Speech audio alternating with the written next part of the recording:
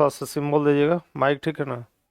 आप सभी का स्वागत अभिनंदन ऑफिसर्स एकेडमी के इस लोकप्रिय चैनल पर और भारतीय राज्य व्यवस्था के पॉलिटी के महत्वपूर्ण खंडों के साथ मैं अरुण कुमार आप सभी का स्वागत अभिनंदन करता हूं। साथ ही सफलता की शुभकामना व्यक्त करता हूं और एनसीईआरटी और स्टैंडर्ड बुक से जो प्रश्न आपको उठाए गए हैं, मोस्ट इंपॉर्टेंट बुक जो है, जो कि एग्जाम के लिए काफी संभावित है, काफी संभावना उसकी है, उसका न केवल शानदार विश्लेषण होगा बल्कि प्रश्न तो महत्वपूर्ण है ही, उसका विश्लेषण भी शानदार होगा। कंसेप्ट पर बात होगी, कंसेप्ट पर बात होगी। तो बिना विलंब के चलिए इस सेशन को हम लोग प्रारंभ करते हैं। और चलिए पहला क्वेश्चन आपके सामने जो है यह है कि भारत के लिए संविधान की रचना हेतु संविधान सभा के विचार निम्नलिखित में से सर्वप्रथम किसने प्रस्तुत किया था। सर्वप्रथम किसके द्वारा प्रस्तुत की गई थी? स्वराज पार्टी के द्वारा 1934 में, कि कांग्रेस पार्टी ने 1936 में, कि मुस्लिम लीग ने 1942 में, कि सर्वदलीय सम्मेलन 1946 में। चूंकि भारतीय संविधान को संविधान सभा के द्वारा तैयार किया गया था, संविधान सभा के द्वारा तैयार किया गया था, तो मांग की जाएगी, चूंकि भारत पर किसका शासन था? अंग्रेजों का शासन था, औपनिवेशिक शासन था भारत पर। 200 से अधिक वर्षों तक अंग्रेजों ने भारत पर शासन किया। तो इसमें सबसे पहले मांग किसके द्वारा की जाएगी? तो वह है आपका राइट आंसर, आपका क्या हो जाएगा? स्वराज पार्टी के द्वारा 1934 में। कहां पर बात की जाएगी, कहां पर मांग की जाएगी? रांची में मांग की जाएगी। तो राइट आंसर आपका इसमें ए हो जाएगा, एक करेक्ट उत्तर हो जाएगा। आइए कुछ प्रश्न और अन्य प्रश्न को भी देख लेते हैं इसमें हम लोग। रही बात की सर्वप्रथम मांग की गई थी, अगर पूछेगा कि संविधान सभा की सर्वप्रथम मांग की थी बाल गंगाधर तिलक ने, संविधान सभा की सर्वप्रथम मांग की थी बाल गंगाधर तिलक ने। सर्वप्रथम 1895 में संविधान सभा की सर्वप्रथम मांग 1885 में बाल गंगाधर तिलक ने की। मांग 1895 में बाल गंगाधर तिलक के द्वारा किया गया, बाल गंगाधर तिलक के द्वारा किया गया। इस प्रश्न को आप याद रखेंगे। तिलक ने संविधान गरम दल के नेता थे। किस दल के नेता थे? गरम दल के नेता थे तिलक जो है, और इन्हीं का नारा था कि स्वराज हमारा जन्म सिद्ध अधिकार है, हम इसे लेकर रहेंगे। रही बात कांग्रेस की, तो कांग्रेस अपने फैजपुर अधिवेशन में संविधान सभा की मांग की थी। कांग्रेस ने अपने फैजपुर अधिवेशन में संविधान सभा की मांग की, फैजपुर अधिवेशन में संविधान सभा की मांग की। यह आपका महत्वपूर्ण हो जाएगा। फिर से गांधी कहे थे कि भारतीय संविधान भारतीयों की इच्छा अनुसार होना चाहिए। महात्मा गांधी का एक कथन याद रखिएगा कि गांधी कहे थे कि भारतीय संविधान भारतीयों की इच्छा अनुसार होगा। यह महात्मा गांधी का कथन है, महात्मा गांधी का कथन है। गांधी के द्वारा यह उद्गार व्यक्त किया गया, मत व्यक्त किया गया। महात्मा गांधी कहेंगे कि भारतीय संविधान भारतीयों की इच्छा अनुसार होगा। कथन संबंधी प्रश्न है यह। भारतीय संविधान भारतीयों की इच्छा अनुसार होगा, भारतीयों की इच्छानुसार होगा। यह बात कहे कौन? महात्मा गांधी के द्वारा यह उद्गार व्यक्त किया जाएगा कि भारतीय संविधान किसके अनुसार होगा? तो भारतीयों की इच्छा अनुसार होगा। रही बात, यदि हम बात करें संविधान सभा में अन्य महत्वपूर्ण प्रश्नों पर बात करें, तो इसमें टोटल जो सदस्यों की संख्या थी, कुल सदस्यों की जो संख्या थी वह 389 थी। कुल सदस्यों की संख्या इसमें कितनी थी? तो कुल सदस्यों की संख्या 389 थी। फिर से भारत का विभाजन हुआ, नए देश पाकिस्तान का भी निर्माण हुआ, यानी भारत और पाकिस्तान नामक दो डोमिनियन स्टेट्स बनाए गए। संविधान सभा का पुनर्गठन भी किया गया। तो पुनर्गठित संविधान सभा में यदि बात किया जाएगा, पुनर्गठित संविधान सभा में यदि बात किया जाए कि सदस्यों की संख्या कितनी थी, तब पुनर्गठित संविधान सभा में सदस्यों की जो संख्या थी, संविधान सभा में सदस्यों की जो संख्या थी यह 299 थी, 299 थी। तो कुल सदस्यों की संख्या कितनी थी? 389 आप याद रखेंगे। और जो है पुनर्गठित संविधान सभा में सदस्यों की संख्या कितनी थी? तो यह जो है 299 थी, यानी 299 थी। और इसमें महिला सदस्यों की संख्या 15 थी।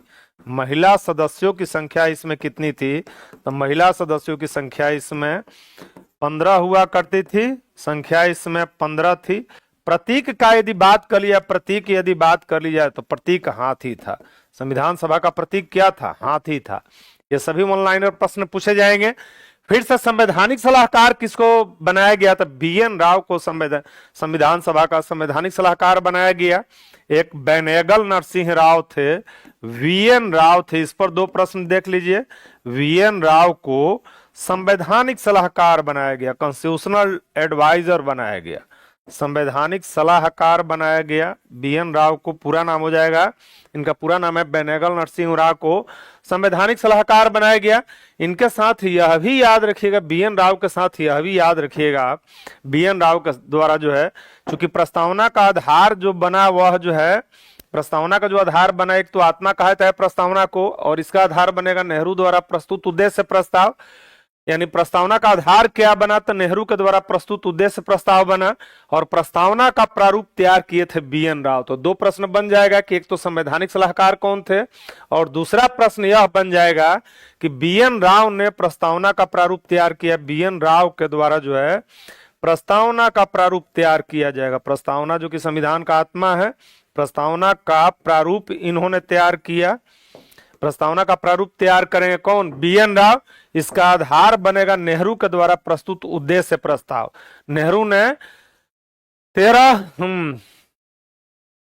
को उद्देश्य प्रस्ताव प्रस्तुत किया था, जो है 13 को उद्देश्य प्रस्ताव प्रस्तुत किया था। अब आइए संविधान सभा की पहली बैठक का बता दीजिए कि पहली बैठक कब हुई थी, संविधान सभा का पूछ लिया जाए। प्रथम महत्वपूर्ण होता ही है। तो पहली बैठक संविधान सभा की कब हुई थी, कमेंट बॉक्स में जाकर बताएं जो है। तब बीएन राव ने प्रारूप तैयार किया था, आधार क्या बना, नेहरू के द्वारा प्रस्तुत उद्देश्य प्रस्ताव। आपसे यदि पूछ लिया जाए, यह पूछ लिया जाए कि प्रस्तावना की भाषा कहां से ली गई है, तो प्रस्तावना की भाषा जो है, हाँ, प्रस्तावना की भाषा कहां से ली गई है, तो प्रस्तावना की भाषा ली गई है ऑस्ट्रेलिया से। प्रस्तावना की भाषा जो है, प्रस्तावना की भाषा यदि आपसे पूछ लिया जाए कि प्रस्तावना की भाषा कहां से ली गई है, तो ऑस्ट्रेलिया से ली गई है। प्रस्तावना की भाषा यदि पूछ लिया जाए कि भाषा कहां से लिया गया है, तो यह प्रश्न का उत्तर हो जाएगा ऑस्ट्रेलिया से लिया गया है। ऑस्ट्रेलिया से समवर्ती सूची भी लिया गया है। ऑस्ट्रेलिया से और क्या लिया गया है भाई, तो ऑस्ट्रेलिया से समवर्ती सूची को भी लिया गया है। ये दो प्रश्न आप याद रखेंगे कि ऑस्ट्रेलिया से समवर्ती सूची भी लिया गया है, प्रस्तावना की भाषा भी ऑस्ट्रेलिया से ली जाएगी, प्रस्तावना की भाषा भी। और प्रस्तावना को केशवानंद भारतीवाद में प्रस्तावना को संविधान का भाग माना गया। आइए 3 डेट के बाद इस प्रश्न को हम लोग विराम देंगे। यानी संविधान सभा की पहली बैठक जो हुई थी, सब चीज रटना ही नहीं है। संविधान सभा की पहली बैठक आपसे पूछ लिया जाए कि संविधान सभा की पहली बैठक कब हुई थी, तो यह 9 दिसंबर 1946 को। प्रश्न पूछे भी थे आपसे, आप सभी का आंसर आया भी सही, बहुतों का करेक्ट उत्तर आया आपका जो है 9 दिसंबर 1946 को पहली बैठक हुई थी। और यह बैठक जो है नई दिल्ली में हुई थी, संसद भवन के केंद्रीय कक्ष नई दिल्ली में पहली बैठक होगी। संविधान सभा की पहली बैठक 9 दिसंबर 1946 को संसद भवन के केंद्रीय कक्ष नई दिल्ली में हुई। 11 दिसंबर 1946 को डॉक्टर राजेंद्र प्रसाद अस्थायी अध्यक्ष चुने गए। 1946 को डॉक्टर राजेंद्र प्रसाद अस्थायी अध्यक्ष चुने जाएंगे। डॉक्टर राजेंद्र प्रसाद जो संविधान सभा के अस्थायी अध्यक्ष बने, तो डॉक्टर राजेंद्र प्रसाद अध्यक्ष चुने गए, ये अध्यक्ष बनेंगे, अध्यक्ष चुने गए। और 13 दिसंबर 1946 को नेहरू के द्वारा उद्देश्य प्रस्ताव प्रस्तुत किया जाएगा। 13 दिसंबर 1946 को जवाहरलाल नेहरू ने उद्देश्य प्रस्ताव प्रस्तुत किया। तो सब डेट देख लें, एक एक गैप करके है, 9 है, 11 है, 13, ऐसे याद कीजिए। 9 को पहली बैठक हुई, 11 दिसंबर को डॉक्टर राजेंद्र प्रसाद अध्यक्ष चुने गए, और 13 दिसंबर 1946 को जो है 13 दिसंबर 1946 को जवाहरलाल नेहरू के द्वारा उद्देश्य प्रस्ताव प्रस्तुत किया गया। और यही प्रस्तावना का आधार बना। नेहरू ने उद्देश्य प्रस्ताव प्रस्तुत किया, उद्देश्य प्रस्ताव को प्रस्तुत किया जाएगा जवाहरलाल नेहरू के द्वारा, और यह प्रस्तुत किया गया 13 दिसंबर 1946 को। और लास्ट क्वेश्चन इसमें डेट संबंधी आप बताइए कि प्रस्तावना जो है, हाँ, संविधान सभा द्वारा कब संविधान को अंगीकृत, अधिनियमित और आत्मार्पित किया गया। संविधान सभा द्वारा कब इसे अंगीकृत, अधिनियमित और आत्मार्पित किया जाएगा। बढ़ते हैं अगले प्रश्न की ओर हम लोग। अगला प्रश्न आपका है कि भारतीय संविधान का कौन सा भाग और अध्याय जो है, भारतीय संविधान का कौन सा भाग और अध्याय जो है संघ और राज्यों के बीच विधायी संबंध को, संघ और राज्य के बीच जो है संबंध है, संघ बड़ा भाई यानी केंद्र बड़ा भाई, और राज्य जो है बीच विधायी संबंध के बारे में है।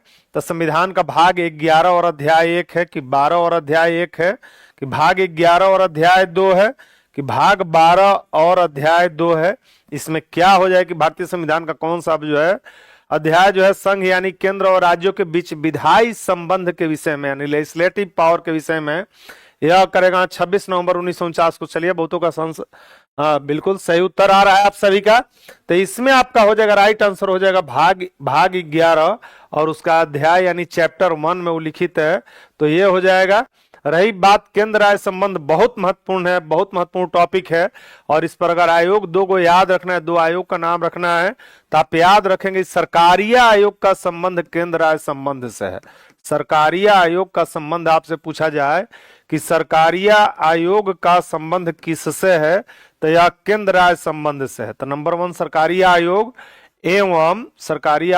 एवं मदन मोहन पुंछी की अध्यक्षता में पुंछी आयोग का गठन किया गया। पुंछी आयोग का संबंध किससे है? पुंछी आयोग यह पूरा नाम इनका न्यायाधीश थे मदन मोहन पुंछी इनका पूरा नाम था। तो सरकारी आयोग और पुंछी आयोग एवं शीतलवाड़ समिति का संबंध केंद्र शीतलवाड़ समिति का संबंध जो है, समिति का संबंध किससे है?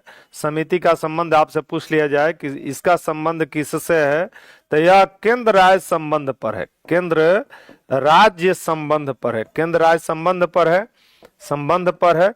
तो सभी भाग जो है रटना आवश्यक नहीं है, संविधान का सभी भाग यानी क्रमानुसार जो 22 भाग है सभी को रटना आवश्यक नहीं है। आपसे पूछ लिया गया 3 में क्या है, तो 3 में फंडामेंटल राइट है, भाग 3 में। 2 में बात यदि कर लिया तो 2 में सिटीजनशिप है, नागरिकता है, सिटीजनशिप है 2 में, एकल नागरिकता भारत में अपनाया गया है। 1 में राज्य और केंद्र शासित प्रदेशों का उल्लेख है, राज्य और केंद्र शासित प्रदेशों का इसमें उल्लेख किया गया है। 4 में राज्य का नीति निर्देशक तत्व यानी डीपीएसपी है, भाग 4 में डीपीएसपी का उल्लेख किया गया यानी directive principle of state policy का उल्लेख किया गया है। भाग 4 में आपका डीपीएसपी का उल्लेख है, डीपीएसपी का उल्लेख किया गया यानी राज्य का नीति निर्देशक तत्व का उल्लेख किया गया है। जो इंपॉर्टेंट भाग है आपको हम करा दे रहे हैं, भाग करा दे रहे हैं, इसमें इसका उल्लेख है। रही बात की भाग 4 ए में यदि पूछ लिया जाए तो इसमें फंडामेंटल ड्यूटीज है, 9 में पंचायती राज है, 9 में किसका उल्लेख है? पंचायती राज का उल्लेख है, भाग 9 में पंचायती राज का उल्लेख है। 15 में याद रखिएगा इलेक्शन कमीशन ऑफ इंडिया का उल्लेख है, 15 में भाग 15 में इलेक्शन कमीशन ऑफ इंडिया है। यही आपके भाग जो महत्वपूर्ण भाग पूछे जाते हैं, इलेक्शन कमीशन ऑफ इंडिया यानी भारत का निर्वाचन आयोग का इसमें उल्लेख है, संवैधानिक निकाय है भारत का निर्वाचन आयोग का इसमें उल्लेख किया गया, निर्वाचन आयोग का उल्लेख किया गया है, संवैधानिक निकाय है, यह संवैधानिक निकाय है। और राष्ट्रपति, उपराष्ट्रपति, लोकसभा, राज्यसभा, विधानसभा, विधान परिषद का चुनाव किसके द्वारा संपन्न कराया जाता है? तो यह चुनाव आयोग के द्वारा कराया जाता है। इसका अनुच्छेद 324 से 329 में उल्लेख है, अनुच्छेद 324 से 329 में इसका उल्लेख, अक्सर उल्लेख भी पूछ लिया जाता है, भाग भी और अनुच्छेद भी। रही बात भाग 18 की, यदि हम बात करें, भाग 18 की बात करें तो इसमें इमरजेंसी है, इमरजेंसी पावर राष्ट्रपति को प्राप्त है, इमरजेंसी का इसमें उल्लेख किया गया है यानी आपातकालीन संबंध का इसमें उल्लेख किया गया है, आपातकालीन संबंध है। और आपातकालीन संबंध किसको मिला हुआ है? राष्ट्रपति को मिला हुआ है। कहां से लिया गया है? जर्मनी से इसको लिया गया है। और भाग 20 में आपका संविधान संशोधन है, भाग 20 में यदि हम बात कर लें तो इसमें संविधान संशोधन का उल्लेख किया गया है। संविधान संशोधन यह 3 तरह से हो सकता है। संविधान संशोधन कितना तरह से हो सकता है? तो संविधान संशोधन 3 प्रकार से हो सकता है। साउथ अफ्रीका से यह लिया गया है। कहां से लिया गया? संविधान संशोधन साउथ अफ्रीका से। यदि हम अनुच्छेद की बात कर लें तो 368 में 368 में संविधान संशोधन का उल्लेख है, 368 में। तो कई प्रश्न आपके बनेंगे। और संक्रमणकालीन उपबंधों का उल्लेख है भाग 21 में, यह भी पूछा हुआ प्रश्न है कि संक्रमणकालीन उपबंधों का किस भाग में उल्लेख है? तो संक्रमणकालीन उपबंधों का उल्लेख जो है भाग 21 में। संक्रमणकालीन उपबंधों का उल्लेख यदि पूछ लिया जाए कि संक्रमणकालीन उपबंधों का उल्लेख जो है तो यह भाग 21 में है। तो सभी महत्वपूर्ण भाग आपके यहाँ पर दिए हुए हैं, जो यानी क्रम से 22 भाग नहीं पढ़ना है, क्रम से 22 भाग नहीं पढ़ना है। आपको दिख रहा है जो भाग पूछा जा रहा है, इसे याद कर लीजिएगा, याद कर लीजिएगा। तो वित्त जो इस अध्याय में राज्य और इसका विधायी संबंध जो दिया गया है, यह भाग 11 और अध्याय किसमें है? 1 में यह दिया गया है। बढ़ते हैं अगले प्रश्न की ओर। अगला प्रश्न आपके सामने कि भारतीय संविधान का अंतर्राष्ट्रीय शांति और सुरक्षा की जो बात कही गई है, अंतर्राष्ट्रीय शांति और सुरक्षा की जो अभिवृद्धि की बात कही गई है, इसका उल्लेख कहां पर है? इसका उल्लेख कहां पर है? इसका उल्लेख कहां पर है? संविधान की उद्देशिका में है। चलिए उद्देशिका को और भी हम कंप्लीट करेंगे। राज्य के नीति निषेध तत्व का है, पहले इसका आंसर कर दें। मूल कर्तव्य में है कि 9वीं अनुसूची में है। 9वीं अनुसूची का संबंध भूमि सुधार से है, भूमि सुधार से है। और मूल कर्तव्य कहां से लिया गया है? रूस से लिया गया है। 42वें संविधान संशोधन द्वारा इसको शामिल किया गया।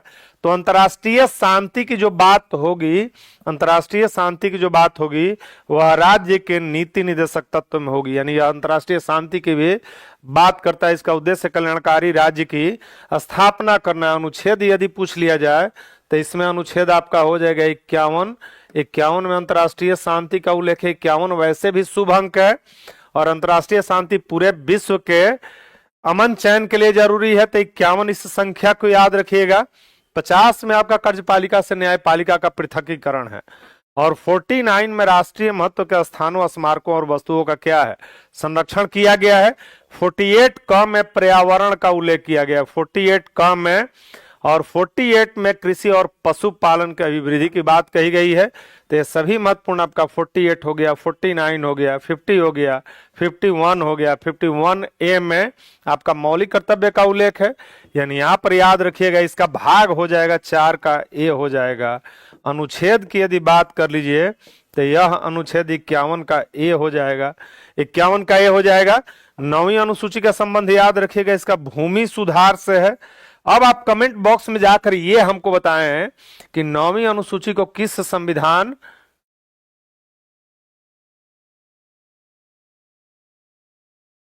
सर कंफ्यूज है। लोकसभा अध्यक्ष और उपाध्यक्ष का पद रिक्त हो तो उस समय लोकसभा की अध्यक्षता किसके द्वारा की जाएगी? हाँ, जब अध्यक्ष और उपाध्यक्ष नहीं हो, स्पीकर और डिप्टी स्पीकर नहीं हो, तो एक पैनल बना दिया जाता है, सदस्यों का पैनल बना दिया जाता है। यह पैनल बना दिया जाएगा, लोगों की सूची इसमें रहेगी और यही अध्यक्षता करेंगे। ये कौन हो गए? अध्यक्ष हो गए, लोकसभा स्पीकर कहे जाते हैं। और एक उपाध्यक्ष भी होंगे, इनका चुनाव होता है। तो 2 चुन लिए जाएंगे सदस्य अपने में से, और एक ये सूची बना दी जाएगी। मानी कि अध्यक्ष उपाध्यक्ष दोनों नहीं है, तो इस स्थिति में इस पैनल के सदस्य जो है, जिनका नाम पैनल सूची में रहेगी, वही अध्यक्षता करेंगे, लोकसभा की अध्यक्षता करेंगे। क्लियर हो गया? ओके करके वहां से बता दीजिए। तो चलिए, तो इसमें आपका 9वीं अनुसूची हम पूछ रहे थे कि किस संविधान संशोधन के द्वारा जो है हाँ, इसको पूछा है किस संविधान संशोधन के द्वारा। 9वीं अनुसूची का संबंध एक तो भूमि सुधार से है, लैंड रिफॉर्म्स से है। इसको पूछा जाएगा कि इसको एडेड किया गया, किस संविधान संशोधन के द्वारा ऐड किया गया। ऐड किया गया तो वर्ष बता रहे, कोई वर्ष बता रहे, प्रथम संविधान संशोधन अनिल यादव का आ गया। चलिए, इसमें हो जाएगा, इसका संशोधन याद रखिएगा, महत्वपूर्ण होगा। ये तो आपका है ही है कि 9वीं अनुसूची का संबंध आप लोग अक्सर रटते हैं कि इसका संबंध किससे? लैंड रिफॉर्म्स से है, भूमि सुधार से है, और इसको प्रथम संविधान संशोधन द्वारा। इसमें 2 प्रश्न और याद रख सकते हैं कि यह प्रथम संविधान संशोधन के द्वारा, प्रथम संविधान संशोधन के द्वारा इसको शामिल किया गया। संविधान संशोधन के द्वारा इसको शामिल किया जाएगा। और यह प्रथम संविधान संशोधन 1951 का है। किस वर्ष का है? 1951 का है। तो प्रथम संविधान संशोधन किस वर्ष हुआ? 1951 में हुआ। प्रथम संविधान संशोधन कब किया जाएगा? वर्ष 1951 में। और 9वीं अनुसूची जो जोड़ी गई यह 1951 के। तो इस तरह से आप पढ़ें, कंसेप्ट पढ़ें, कंसेप्ट पढ़ें। उद्देशिका पर यदि बात की जाए, तभी हम लोग बात कर रहे थे कि संविधान की उद्देशिका, इसको प्रस्तावना भी कहते हैं। इसको क्या कहते हैं? प्रस्तावना। अंग्रेजी में इसको प्रीएम्बल कहते हैं, प्रीएम्बल कहते हैं अंग्रेजी में, प्रस्तावना, प्रीएम्बल। और विश्व में पूछा है कि सबसे पहले किस देश के संविधान ने प्रस्तावना की शुरुआत की? तो विश्व में सबसे पहले यूएसए ने प्रस्तावना की। अपने संविधान में जो है यूएसए ने अपने संविधान में प्रस्तावना की शुरुआत की। सर्वप्रथम उसके पश्चात विश्व के अन्य देशों ने इसे अपने संविधान में क्या किया, स्थान दिया। भारत भी उनमें से एक है। और इसका आधार हम पूछे कि प्रस्तावना का आधार क्या है, तो यह नेहरू के द्वारा उद्देश्य प्रस्ताव है। इसका आधार क्या है प्रस्तावना का, तो प्रस्तावना का आधार आपका हो जाएगा, प्रस्तावना का आधार हो जाएगा जवाहरलाल नेहरू के द्वारा प्रस्तुत उद्देश्य प्रस्ताव हो जाएगा। इसका आधार बनेगा नेहरू द्वारा प्रस्तुत उद्देश्य प्रस्ताव। नेहरू ने उद्देश्य प्रस्ताव प्रस्तुत किया था, प्रस्तुत उद्देश्य प्रस्ताव इसका आधार बन जाएगा। उद्देश्य प्रस्ताव, इसका प्रारूप तैयार करेंगे बी.एन. राव। प्रस्तावना का प्रारूप किसके द्वारा तैयार किया गया, तो इस उद्देश्य प्रस्ताव को बताइए कि जो है उद्देश्य प्रस्ताव प्रस्तुत किया गया, संविधान सभा कब मंजूर करेगी, यानी उद्देश्य प्रस्ताव को संविधान सभा की मंजूरी कब मिलेगी। आपको बताना है कि उद्देश्य प्रस्ताव को संविधान सभा की मंजूरी कब मिली। उद्देश्य प्रस्ताव को संविधान सभा की मंजूरी संविधान सभा की, यह प्रश्न बढ़िया बनेगा। 3-4 प्रश्न आप यहां से देखें कि एक तो आधार क्या बना, कहां इसका प्रारूप किसके द्वारा तैयार किया गया है, प्रारूप बी.एन. राव तैयार करेंगे, और इसको संविधान सभा कब मंजूर करेगी, और जो है संविधान सभा इसकी भाषा कहां से ली गई है। तो सुरेश यादव का बिल्कुल हमेशा की भाषी, रवीना शर्मा का राइट आंसर आ रहा है, दीपक पांडे का सही उत्तर आ रहा है, सही उत्तर आ रहा है, मंजीत कुमार का सही उत्तर। चलिए आप लोगों ने बढ़िया डेट पर कमांड कर रखा है। नासिर का आ रहा है, प्रिया, हाँ चलिए सभी, बहुत सारा नाम तेजी में निकल रहा है। तो उद्देश्य प्रस्ताव को संविधान सभा की मंजूरी पूछा जाएगा। देखिए इसी तरह से कंसेप्ट पर बढ़िया, संविधान सभा की मंजूरी कब मिलेगा, मंजूरी कब मिलेगा, मंजूरी मिलेगा तो 22 जनवरी 1947 को, 22 जनवरी 1947 को, 22 जनवरी 1947 को, 46 नहीं, 22 जनवरी 1947 को संविधान सभा की मंजूरी मिली, और इसका प्रारूप तैयार किए थे बी.एन. राव। हम पॉलिटी से दूर भाग रहे थे लेकर, अब आपके क्लास से जो क्लास का वेट करते हैं। ममता कुमारी, बहुत बहुत धन्यवाद। चलिए, हम जिस देश में रहते हैं वहां की शासन व्यवस्था कैसी है, संविधान हमारा कैसा है, संविधान कैसा है, न केवल जो है पॉलिटी का ज्ञान अर्जित करने के लिए, जो है नागरिक बनने के लिए, बेहतर नागरिक बनने के लिए, अपने अधिकारों के प्रति सचेत रहने के लिए यह जानकारी आवश्यक है। और चलिए, आपका इंटरेस्ट पॉलिटी में आया, स्वागत, अभिनंदन। आप जीवन में नई ऊंचाई को प्राप्त करें ममता जी। चलिए, यही शुभकामना यहां से है। तो संविधान सभा की मंजूरी 22 जनवरी, तो इसको सिस्टम से आप पढ़ रहे हैं, और इसका प्रारूप तैयार करेंगे। देखिए आप सिस्टम वन लाइनर में थोड़े याद रहेगा, चीज हम एक ही उठाए हैं, प्रस्तावना, जिसे संविधान का आत्मा कहते हैं। इसका आधार भी बनेगा, आधार बनेगा नेहरू के द्वारा उद्देश्य प्रस्ताव। प्रारूप कौन तैयार करेंगे, तो बी.एन. राव करेंगे। भाषा कहां से ली गई है, ऑस्ट्रेलिया से ली गई है। संविधान सभा की मंजूरी कब मिलेगी तो मंजूरी मिलेगी 22 जनवरी 1947 को। प्रारूप तैयार किसका, प्रस्तावना का। हाँ, प्रस्तावना का प्रारूप तैयार किया था, प्रस्तावना का प्रारूप तैयार किया गया था बी.एन. राव के द्वारा, बी.एन. राव के द्वारा तैयार किया गया था, बी.एन. राव के द्वारा। और भाषा की जहां तक बात है तो यह लिया जाएगा ऑस्ट्रेलिया से।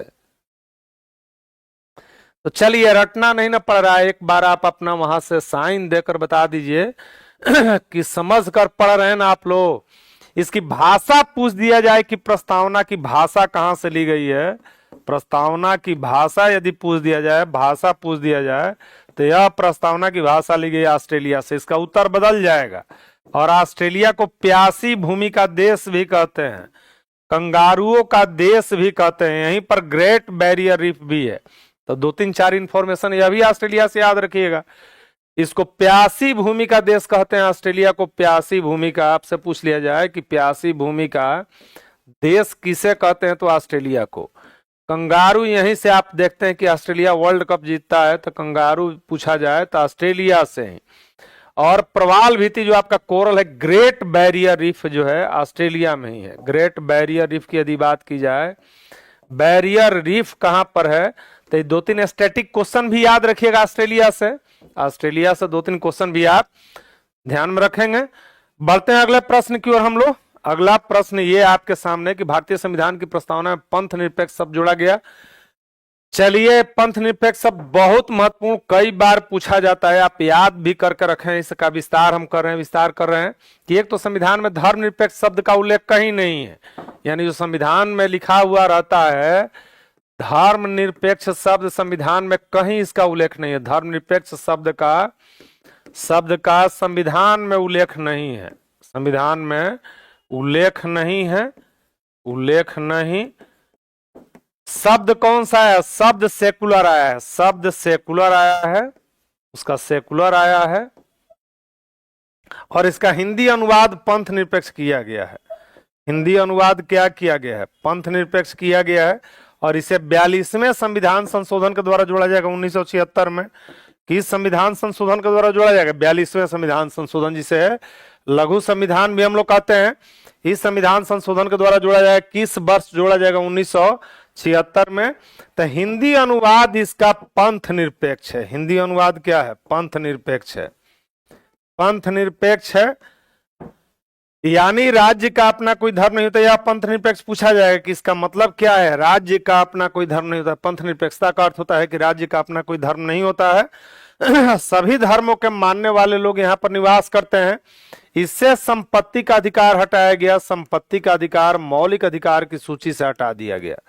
संपत्ति का अधिकार फंडामेंटल राइट के सूची से हटा दिया गया। संपत्ति का अधिकार अब यह विधिक अधिकार रह गया। तो इसमें राइट आंसर आपका क्या हो जाएगा? बी करेक्ट उत्तर हो जाएगा। इसका संबंध दल बदल से है, एंटी डिफेक्शन से लॉ से है। दल बदल आपसे पूछ लिया जाए कि जो है 52वां संविधान संशोधन किससे संबंधित है, तो यह दल बदल से है। और इसके लिए जो अनुसूची है वह 10वीं अनुसूची है। अनुसूची 10 में इसका उल्लेख है। अनुसूची 10 याद रखिएगा। 3 शब्द जोड़े गए थे, समाजवादी, पंथ निरपेक्ष और अखंडता शब्द को जोड़ा गया प्रस्तावना में। यानी पूछ लिया जाए कि प्रस्तावना में अभी तक कितना संशोधन हुआ है, तो प्रस्तावना में अभी तक 1 बार संशोधन हुआ है। प्रस्तावना में अभी तक 1 बार संशोधन हुआ है, यानी संशोधन इसमें किया जा सकता है। प्रस्तावना में 1 बार संशोधन किया गया है, 1 बार संशोधन किया गया है। और यह संशोधन है 42वां संशोधन है। वर्ष भी उतना ही महत्वपूर्ण है, 1976 याद रखिएगा। और इसे लघु संविधान कहते हैं। क्या कहते हैं? 42वें संविधान संशोधन को लघु संविधान भी कहते हैं। इसे लघु संविधान भी कहते हैं। इसे क्या कहते हैं? तो 42वें संविधान संशोधन को लघु संविधान भी कहते हैं, मिनी कॉन्स्टिट्यूशन भी इसे कहते हैं। और 3 शब्द जोड़े गए, 3 शब्द इसमें जोड़े गए। प्रस्तावना में कितने शब्द जोड़े गए? 3 शब्द जोड़े गए। 3 शब्द कौन कौन से जोड़े गए, तो इसे ध्यान में रखना है। समाजवादी शब्द को जोड़ा गया, इसी से पंथ निरपेक्ष शब्द को जोड़ा गया। पंथ निरपेक्ष शब्द जिसका अंग्रेजी सेकुलर है, पंथ निरपेक्ष शब्द को जोड़ा गया। और इसी संविधान संशोधन के द्वारा अखंडता शब्द को जोड़ा गया। यह प्रस्तावना में 3 शब्द जोड़े गए। इसके साथ ही यह भी याद रखना है, किसी 42वें संविधान संशोधन के द्वारा जो है, 42वें संविधान संशोधन के द्वारा ही निम्न सदन का कार्यकाल 5 वर्ष से बढ़ाकर 6 वर्ष किया गया। निम्न सदन, और यह निम्न सदन कौन है? तो यह निम्न सदन लोकसभा और विधानसभा है। लोकसभा और विधानसभा निम्न सदन है। तो इसका निम्न सदन का कार्यकाल जो है, कार्यकाल 5 वर्ष से बढ़ाकर 6 वर्ष किया गया। कार्यकाल, निम्न सदन का कार्यकाल 5 वर्ष से बढ़ाकर 6 वर्ष किया गया। 5 वर्ष से बढ़ाकर 6 वर्ष किया गया। 6 वर्ष कर दिया गया। और पुनः इसे 44वें संविधान संशोधन द्वारा 5 वर्ष कर दिया जाएगा। पुनः इसे 44वें संविधान संशोधन द्वारा 5 वर्ष कर दिया है। तो निम्न सदन है आपका लोकसभा, लोकप्रिय सदन भी है। दोनों को प्रथम सदन भी कहते हैं, प्रथम सदन भी कहते हैं। और फिर 44वें संविधान संशोधन द्वारा पुनः जो है, पुनः 44वें संविधान संशोधन द्वारा 5 वर्ष कर दिया गया। पुनः 44वें संविधान संशोधन द्वारा, संविधान संशोधन द्वारा 44वें संविधान संशोधन द्वारा 6 वर्ष से घटाकर 5 वर्ष कर दिया गया। निम्न सदन का कार्यकाल, यानी लोकसभा विधानसभा का कार्यकाल, निम्न सदन का कार्यकाल 6 वर्ष से घटाकर 5 वर्ष कर दिया गया। 6 वर्ष से घटाकर 5 वर्ष कर दिया गया। 6 वर्ष से घटाकर 5 वर्ष कर दिया गया। ये दोनों महत्वपूर्ण हो गया। 44वें संविधान संशोधन से अभी याद रखिएगा कि राष्ट्रपति विधेयक को पुनर्विचार के लिए भेज सकते हैं। राष्ट्रपति क्या कर सकते हैं? पुनर्विचार के लिए भेज सकते हैं विधेयक को। पुनर्विचार के बाद जाएगा तो उस पर अनुमति राष्ट्रपति देंगे, बाध्य हैं, बाध्य हैं। संपत्ति का अधिकार भी 44वें संविधान संशोधन के द्वारा हटाया गया, बिल्कुल।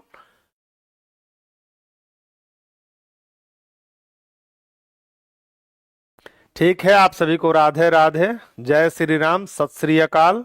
नहीं,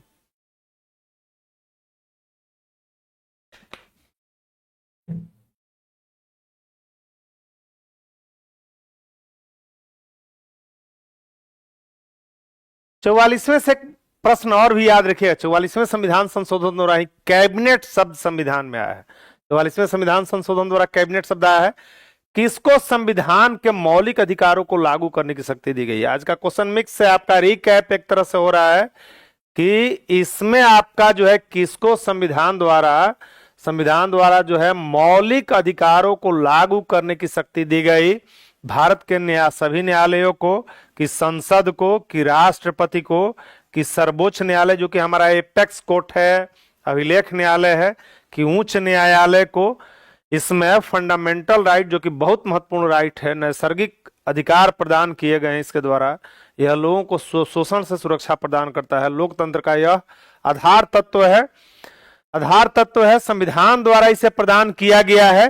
तो इसमें बी आंसर कैसे आ रहा है कि मौलिक अधिकारों को लागू करने की शक्ति इसमें कैसे, कि जो है बी इसमें कैसे आप सभी कि किसको संविधान में मौलिक अधिकारों को लागू करने की शक्ति दी गई है, मौलिक अधिकारों को, यानी इसमें आप सभी कैसे, हाँ इसमें आंसर आपका आएगा डी आएगा, करेक्ट उत्तर आ जाती। तो बहुत बार का पूछा हुआ प्रश्न है। इसमें अनुच्छेद 32 है, 5 प्रकार का रीट निकाल कर यह मौलिक अधिकारों की रक्षा करेगा। कौन? सर्वोच्च न्यायालय, जिसको सुप्रीम कोर्ट अनुच्छेद 32 के तहत, सुप्रीम कोर्ट किस अनुच्छेद के तहत? तो सुप्रीम कोर्ट अनुच्छेद 32 के तहत इसकी रक्षा करता है, लागू कराएगा। और यह अनुच्छेद 226 के तहत उच्च न्यायालय हाई कोर्ट अनुच्छेद 226 के तहत इसे लागू कराएगा, 226 के तहत इसको लागू कराएगा। यानी इसके प्रकृति पर यदि हम बात करें, बिल्कुल ये तो आसान सा प्रश्न था जो है, और प्रकृति पर यदि हम बात करें कि मौलिक अधिकार की प्रकृति कैसी है, तो न्यायालय द्वारा प्रवर्तनीय है। मौलिक अधिकार की प्रकृति कैसी है? तो मौलिक अधिकार की प्रकृति न्यायालय द्वारा प्रवर्तनीय है। न्यायालय द्वारा, यानी इसका हनन होने पर न्यायालय की शरण ली जा सकती है, न्यायालय द्वारा प्रवर्तनीय है, यानी इसका हनन होने पर न्यायालय की शरण ली जा सकती है। और सुप्रीम कोर्ट मौलिक अधिकारों का रक्षक और संविधान का संतुलन चक्र भी है। सुप्रीम कोर्ट जो भारत का सुप्रीम कोर्ट है, सुप्रीम कोर्ट मौलिक अधिकारों का रक्षक और संविधान का संतुलन चक्र भी है। मौलिक अधिकारों का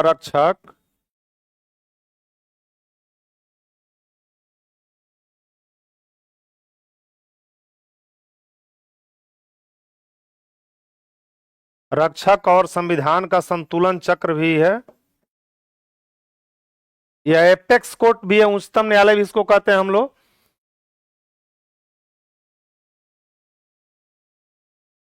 हाँ बिल्कुल, बिहार टाइगर का रहा है, बिल्कुल सुप्रीम कोर्ट से ज्यादा पावर इस मामले में हाई कोर्ट को है, क्योंकि यह सिर्फ सुप्रीम कोर्ट मौलिक अधिकारों की रक्षा के लिए, जबकि हाई कोर्ट का जो है अन्य मामलों में भी अधिकारिता है। दोनों अभिलेख न्यायालय है। भारत में एकीकृत न्याय प्रणाली को अपनाई गई है, एकीकृत न्याय प्रणाली को। तो सुप्रीम कोर्ट मौलिक अधिकारों का रक्षक और संविधान का संतुलन चक्र भी है। इसको संविधान का संतुलन चक्र भी कहते हैं, मौलिक अधिकारों का रक्षक और संविधान का संतुलन चक्र भी कहते हैं। और संविधान का संतुलन चक्र है, यह एपेक्स कोर्ट है, उच्चतम न्यायालय भी इसको कहता है मौलिक अधिकार को। तो बिल्कुल यह कैसा है? न्यायालय द्वारा प्रवर्तनीय है। यह कह सकते हैं दूसरे शब्दों में कि यह वाद योग्य है। मौलिक अधिकार कैसा है? वाद योग्य है, यानी इसका हनन होने पर न्यायालय की शरण ली जा सकती है। वाद योग्य है यह। चलिए अगला प्रश्न आपके सामने यह है कि हाँ, बिहार शिक्षक भर्ती, उससे पहले महत्वपूर्ण सूचना आपके लिए, बिहार शिक्षक भर्ती 4.0 के लिए पीआरटी 1 to 5 का बैच लॉन्च कर दिया गया ऑफिसर्स अकेडमी के द्वारा, और इस कोर्स के साथ 2 बैच आपका फ्री मिल रहा है, जिसमें सब्जेक्ट वाइज 5000 से अधिक प्रश्नों का डिस्कशन इसमें शामिल है। और सबसे महत्वपूर्ण यह कि इसके साथ आपका एनसीईआरटी, जो कि मूल मंत्र है, मौलिक प्रश्न वहीं से आपके जो है नए प्रश्न भी यहीं से शामिल किए जाते हैं, और उसमें भी किसी एक क्लास का एनसीईआरटी नहीं, बल्कि यह 6 से 12 तक का जो है एनसीईआरटी। आपके जीएस में एनसीईआरटी का फुल फॉर्म भी हम कई बार कह रहे हैं कि एनसीईआरटी का national council of educational research and training इसका फुल फॉर्म एक बार का पूछा हुआ क्वेश्चन है यह, तो इसे भी ध्यान में रखेंगे। अगला प्रश्न है कि कौन नीति निदेशक तत्व है, इसमें कौन सा डायरेक्टिव प्रिंसिपल स्टेट पॉलिसी है? समान नागरिक संहिता है कि प्रेस की स्वतंत्रता है कि धर्म की स्वतंत्रता है, विधि के समक्ष समानता है, विधि के समक्ष समानता। तो यदि बात कीजिएगा तो ये सभी आपका मौलिक अधिकार हो जाएगा। ये सभी क्या है इसमें? हाँ, डीपीएसपी पूछा है कौन सा इसमें जो है राज्य का नीति निदेशक तत्व है, तो ये सभी जो है मौलिक अधिकार है। ऊपर जो भी ये आपके निम्न मौलिक अधिकार हैं, यानी प्रेस की स्वतंत्रता, धर्म की स्वतंत्रता, विधि के समक्ष समानता, क्या है? यह सभी मौलिक अधिकार है। मौलिक अधिकार है। यह 25 से 28 में है। धार्मिक स्वतंत्रता का उल्लेख किस अनुच्छेद में है? 25 से 28 में। प्रेस की आजादी आपका अनुच्छेद 19(1) में है, ठीक ना। या विचार एवं अभिव्यक्ति की स्वतंत्रता इसे कह लेंगे। और विधि के समक्ष समानता का उल्लेख किया गया अनुच्छेद जो है अनुच्छेद 14 में इसका उल्लेख किया गया है। 14 में उल्लेख किया गया है। यहीं आपसे पूछ दिया जाए कि विधियों का समान संरक्षण कहां से लिया गया है, तो विधियों का समान संरक्षण अमेरिका से लिया गया है। विधियों का समान संरक्षण अमेरिका से लिया गया है। समान संरक्षण कहां से लिया गया है?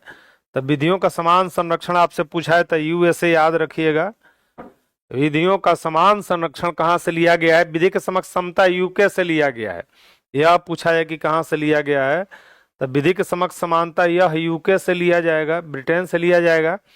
जबकि विधियों का समान संरक्षण कहां से? और यह समान नागरिक संहिता का अनुच्छेद याद रखिएगा, इसका अनुच्छेद हो जाएगा अनुच्छेद 44 हो जाएगा। अनुच्छेद कौन सा हो जाएगा? 44 हो जाएगा। यह कहां पर लागू यदि पूछा जाएगा तो गोवा में तो यह पहले से लागू था ही, मांडवी नदी के तट पर यह गोवा बसा हुआ है यहाँ पर। और उत्तराखंड के विधानमंडल के द्वारा भी ने इसे लागू किया, उत्तराखंड में भी इसे लागू किया गया, उत्तराखंड में भी इसे लागू किया गया। अनुच्छेद कौन सा इसका है? तो अनुच्छेद 44 है। अनुच्छेद इसका 44 है। और एक बार कलर कॉम्बिनेशन के विषय में ओके वहां से कर दीजिए, कलर कॉम्बिनेशन। तो 44 अनुच्छेद भी आपका बहुत महत्वपूर्ण है। 44 अनुच्छेद बहुत महत्वपूर्ण है। चलिए बढ़ते हैं अगले प्रश्न की ओर। हम लोग अगला प्रश्न कि कौन नीति निदेशक तत्व है? आइए फिर से कि कौन इसमें नीति निदेशक तत्व है? समान नागरिक। चलिए रिपीट हो गया है, इसको आंसर करके आप निकल चलें। व्याख्या यहां पर आप देख लीजिए, इसका व्याख्या जो है। अगला प्रश्न है कि भारतीय संविधान में किस प्रकार की शासन प्रणाली की व्यवस्था की गई है? किस प्रकार की शासन प्रणाली की व्यवस्था? लोकतंत्रात्मक, अध्यक्षात्मक, संसदीय की अर्ध लोकतंत्रात्मक व्यवस्था स्थापित किया गया है। तो 2 विकल्प तो आपका ऐसे ही कट रहा है। अध्यक्षात्मक शासन प्रणाली यह कहां पर है? यूएसए में है। और भारत विश्व का सबसे बड़ा लोकतांत्रिक देश है, तो अर्ध लोकतांत्रिक नहीं होगा, 2 तो ऐसे ही कट जाएगा। अब आइए, विश्व का लोकतांत्रिक देश तो है ही है। यहाँ पर बात हो रही है शासन प्रणाली की। शासन प्रणाली की बात हो रही तो हमेशा कीवर्ड को देखना चाहिए। और यह शासन प्रणाली हमारी कैसी है? संसदीय शासन प्रणाली है। कैसी प्रणाली है हमारी?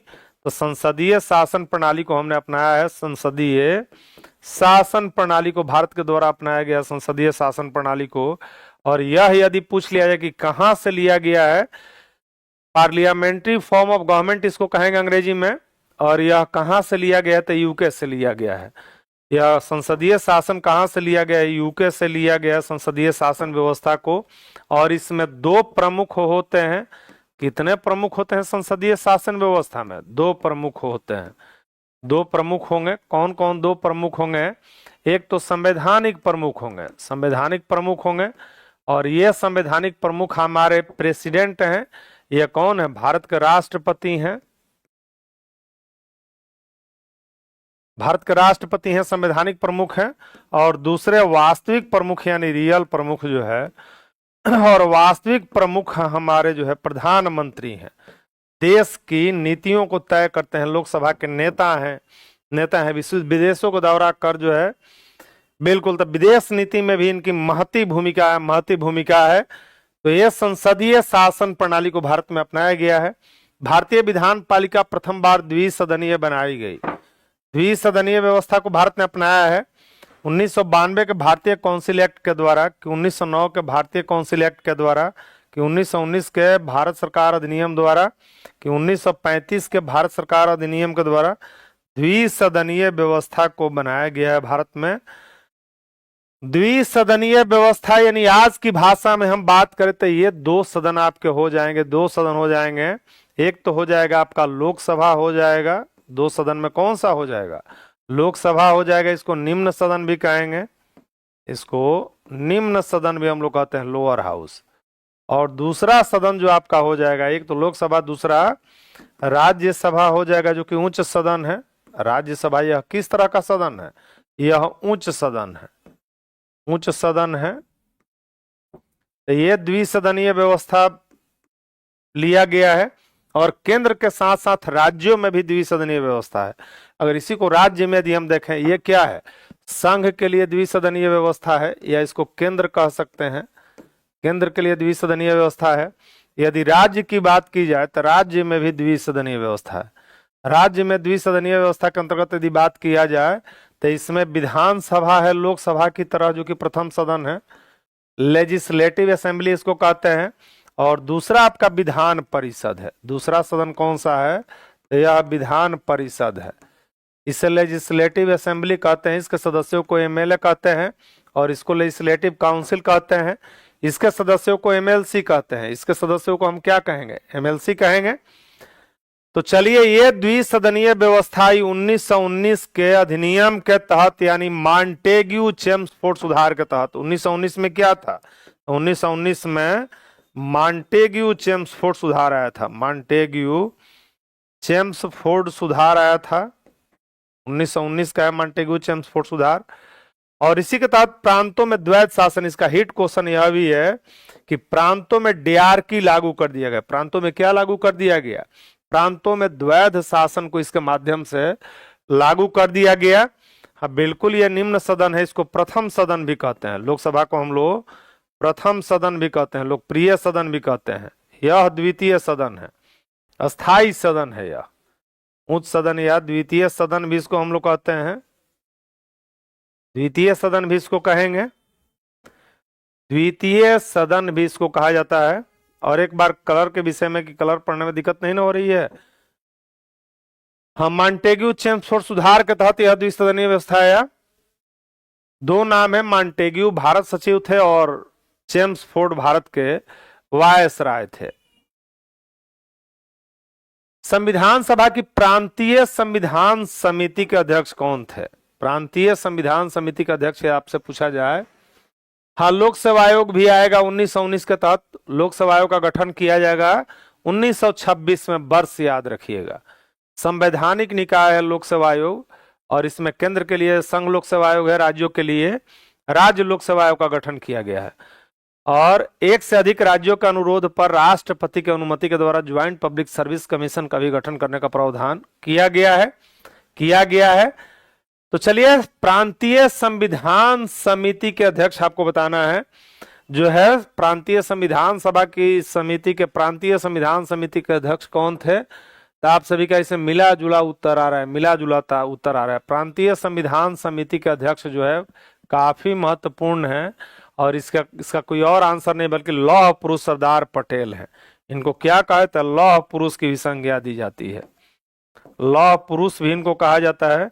इनको भारत का बिस्मार्क की संज्ञा दी जाती है, भारत के भारत के बिस्मार्क ये कहे जाते हैं। जर्मनी के द्वारा जर्मनी का एकीकरण किया गया, बिस्मार्क के द्वारा भारत का एकीकरण किया जाएगा, सरदार पटेल के द्वारा किया जाएगा। तो सरदार पटेल हैं।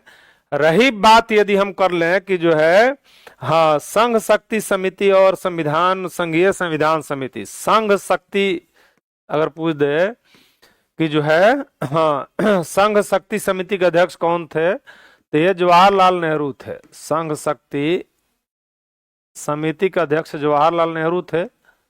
इसके अध्यक्ष कौन हो जाएंगे? जवाहरलाल नेहरू इसके अध्यक्ष हो जाएंगे।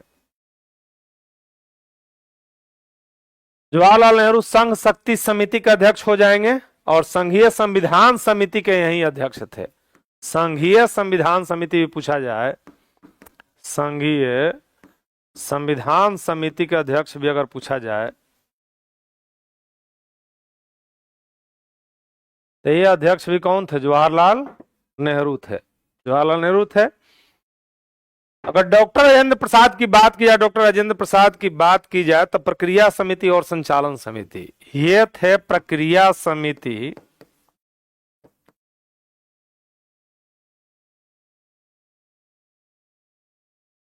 डॉक्टर राजेंद्र प्रसाद प्रक्रिया समिति और संचालन समिति के अध्यक्ष थे।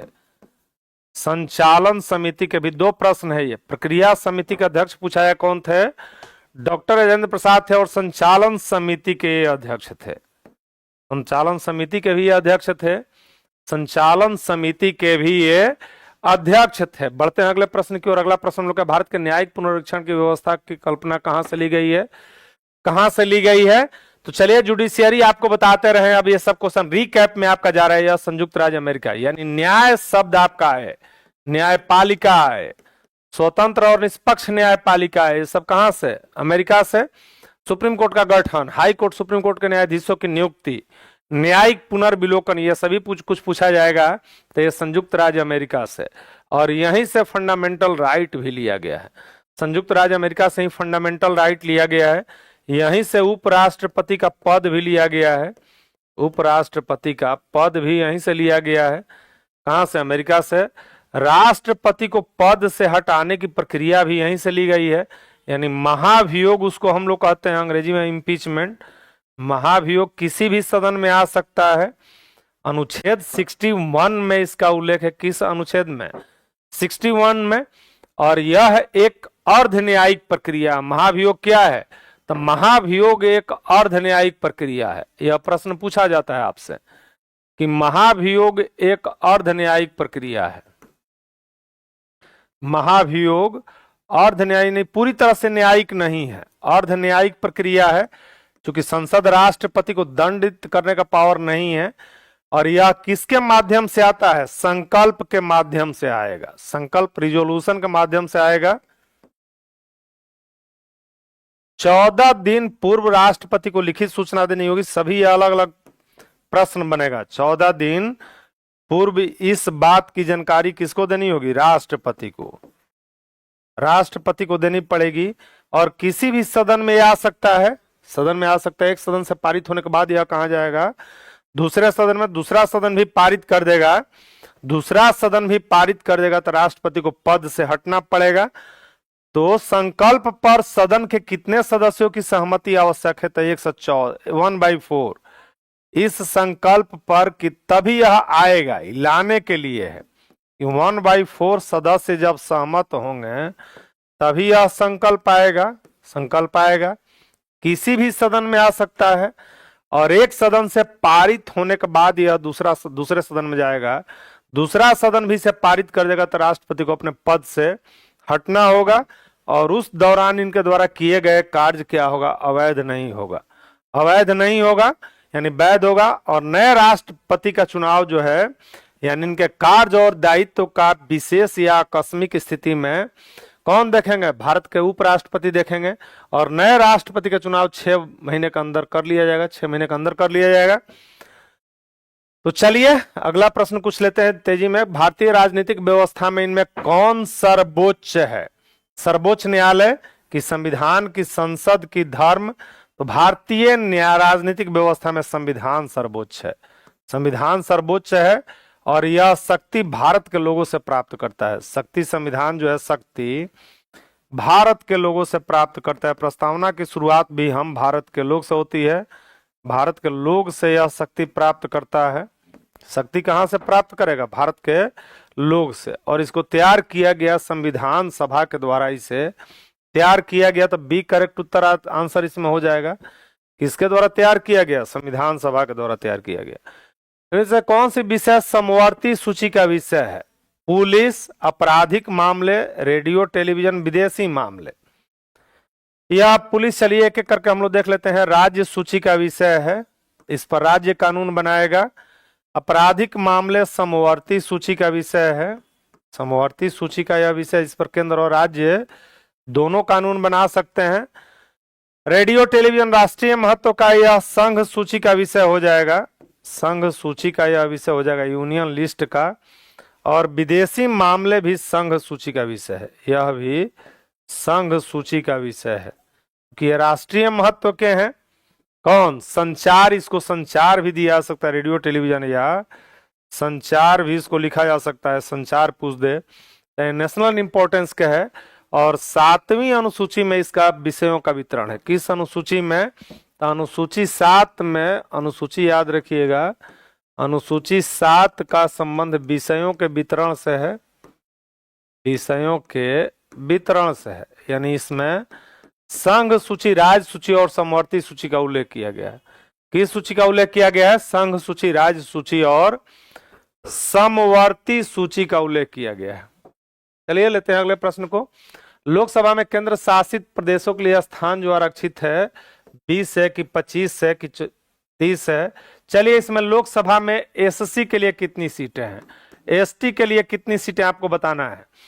किस अनुच्छेद में एससी एसटी को आरक्षण दिया गया है, ये सभी प्रश्न भी बताना है कि किस अनुच्छेद में जो है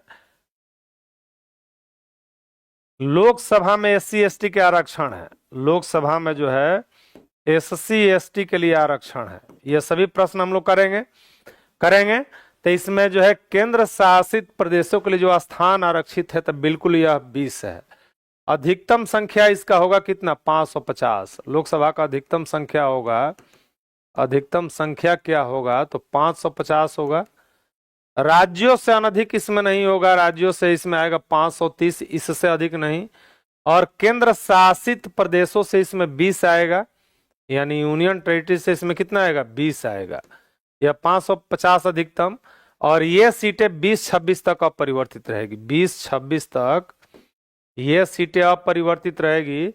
84वें संविधान संशोधन के द्वारा यह प्रावधान कर दिया गया कि इसमें चेंज नहीं होगा, 2026 तक नहीं होगा, 2026 तक इसमें चेंज नहीं होगा। अगला प्रश्न आपका है, अगला प्रश्न है कि इसके पहले महत्वपूर्ण सूचना की बिहार शिक्षा 4.0 के लिए भी जो है 6 to 8 का ये बैच लॉन्च कर दिया गया है। और इसमें जीएस के साथ आपके सब्जेक्ट भी उपलब्ध होंगे, रहेंगे, पढ़ाए जाएंगे। सब्जेक्टिव वाइज 5000 प्रश्नों का इसमें डिटेल्स में डिस्कशन किया गया है। और एनसीईआरटी जो आपको परीक्षा के लिए रामबाण है, उसका जो है इसमें 6 से 12 तक का नए तरीके का नोट्स भी है। भारत के संविधान के किस अनुच्छेद का अधीन जो है राष्ट्रपति को अध्यादेश जारी, यानी संसद का सत्र नहीं चलेगा, तो राष्ट्रपति क्या करते हैं? अध्यादेश जारी करते हैं, राष्ट्रपति अध्यादेश जारी करते हैं।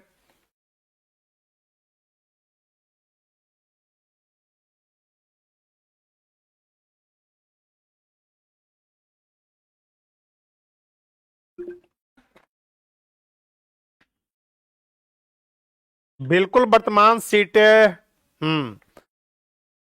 वर्तमान सीटें 1971 की जनगणना पर आधारित है। वर्तमान सीटें जो आधारित है यानी 1971 की लोकसभा, राज्यसभा, विधानसभा, विधान परिषद की सीटें जो है, तो इसमें आपका हो जाएगा यह अध्यादेश क्या हो जाएगा? 123 हो जाएगा।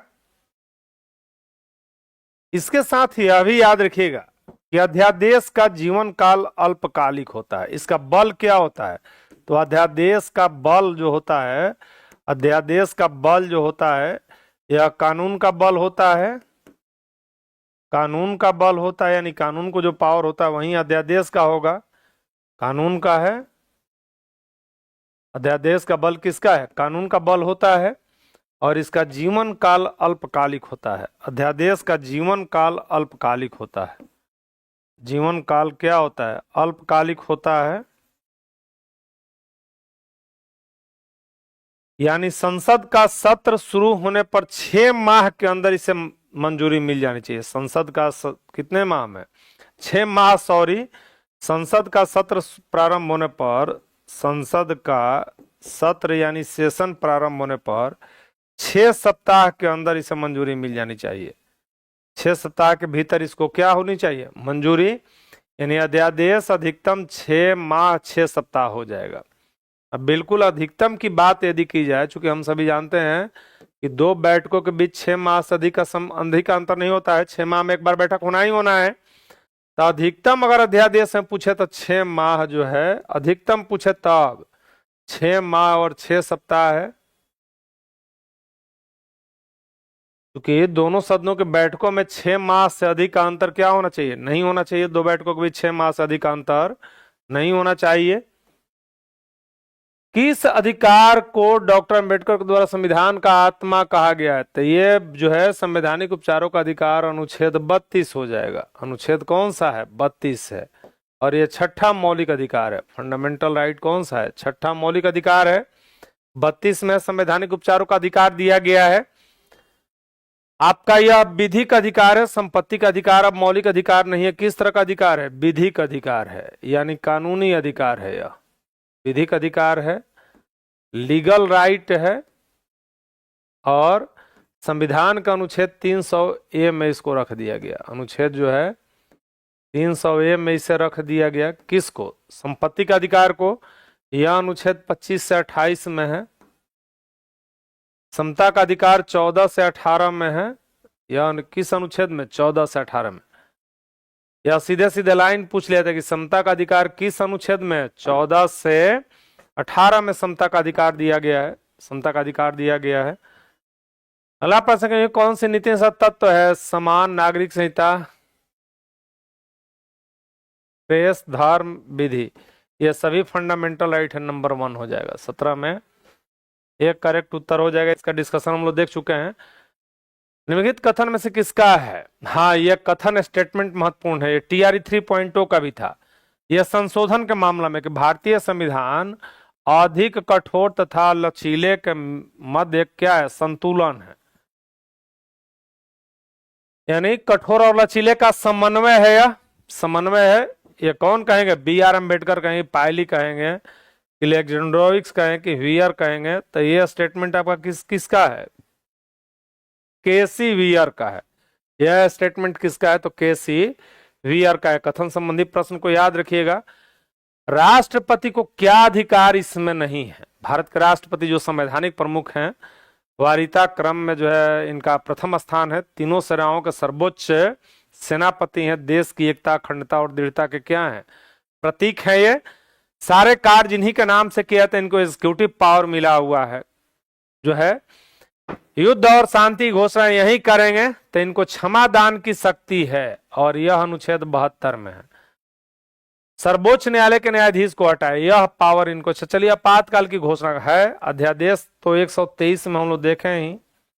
और यह 352, 356 और 360 में 3 प्रकार की आपातकालीन शक्तियां राष्ट्रपति को मिली हुई है।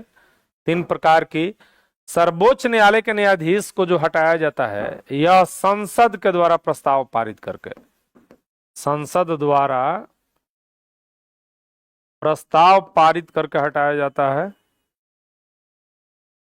पारित करके इनको हटाया जाता है।